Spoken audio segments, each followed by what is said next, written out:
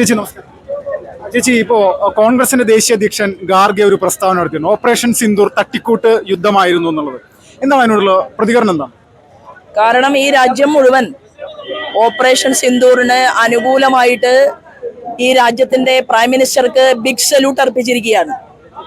നമ്മുടെ സൈനിക മേധാവിയായിട്ടുള്ള ഖുറേഷിയുടെ കുടുംബം പൂക്കൾ വാങ്ങിയിട്ട് നരേന്ദ്രമോദിജി ഗുജറാത്തിലെ അദ്ദേഹത്തിന്റെ യാത്രയിൽ അദ്ദേഹത്തിന്റെ ശിരസിലേക്ക് അർപ്പിക്കുന്ന കാഴ്ച, അത് ഖർഗെയെ പോലെയുള്ള ആളുകൾക്ക് വലിയ രീതിയിലുള്ള ഷോക്കാണ് ഉണ്ടാക്കിയിരിക്കുന്നത്.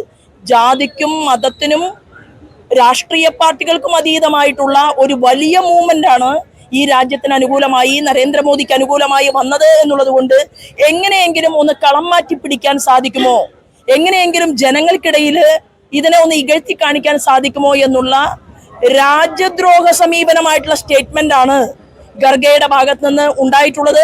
അത് ഇതിനു മുൻപും അവർ പല രീതിയിലും പരീക്ഷിച്ചിട്ടുണ്ട്.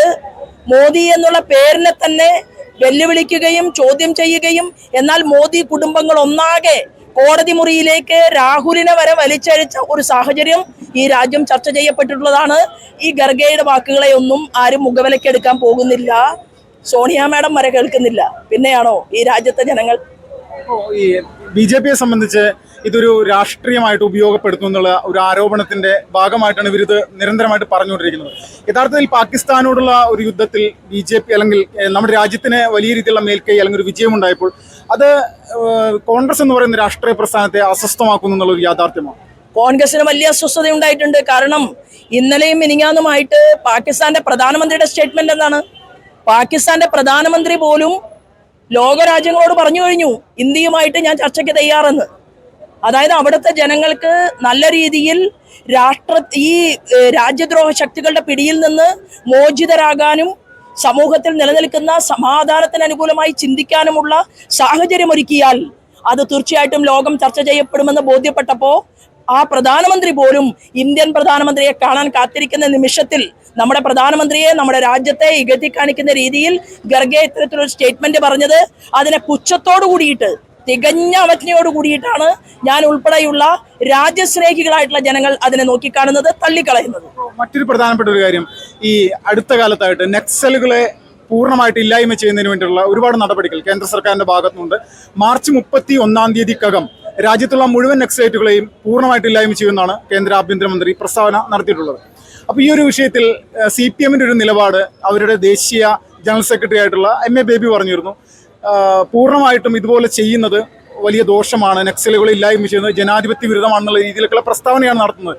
ഇതിനോട് നമ്മുടെ രാജ്യത്തെ ദേശാഭിമാനികളായിട്ടുള്ള ആളുകളുടെ പ്രതികരണം ഏത് തരത്തിലായി? അല്ല, ഒറിജിനൽ നക്സലൈറ്റുകളെ MA ബേബി ജീവിതത്തിൽ കണ്ടിട്ടില്ല. കാരണം വെടിവെക്കാത്ത നക്സലുകളെ മാത്രമേ MA ബേബി കണ്ടിട്ടുള്ളൂ.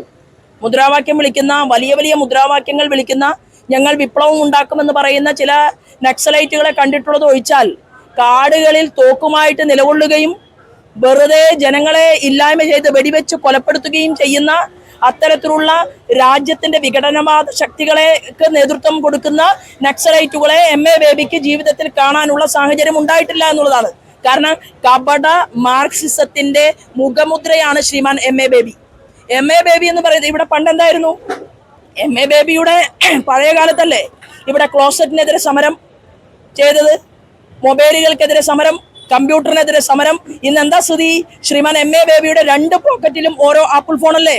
അപ്പൊ പറഞ്ഞത് പ്രാവർത്തികമാക്കാൻ സാധിക്കാത്ത കമ്മ്യൂണിസ്റ്റുകളെയും വെടിവെപ്പ് നടത്താത്ത നക്സലൈറ്റുകളെയും മാത്രം കണ്ട് ശീലിച്ച ശ്രീമാൻ MA ബേബിക്ക് കമ്മ്യൂണിസ്റ്റുകൾ നിലനിൽക്കണമെന്നൊക്കെ തോന്നുന്നു. എന്തിനേറെ പറയുന്നു, ഈ രാജ്യത്തിന്റെ പാർലമെന്റ് സമുച്ചയത്തെ തന്നെ ഇല്ലായ്മ ചെയ്യാൻ വേണ്ടി മുന്നോട്ട് വന്ന് നമ്മുടെ പട്ടാളക്കാരെ വെടിവെച്ചിടുകയും എന്നാൽ പട്ടാളക്കാരുടെ കൃത്യമായിട്ടുള്ള ഇടപെടൽ കൊണ്ട് പിടികൂടപ്പെടുകയും ചെയ്ത അഫ്സൽ ഗുരുവിനെ തൂക്കിക്കൊന്നപ്പോൾ പോലും കരഞ്ഞ മനുഷ്യനാണ് ശ്രീമാൻ MA ബേബി.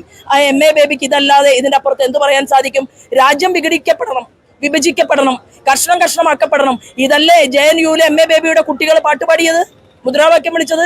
അങ്ങനെയുള്ള ഒരാൾക്ക് ഇതിനേക്കാൾ കൂടുതലൊന്നും പറയാൻ സാധിക്കില്ല. ഗതികേടാണ്.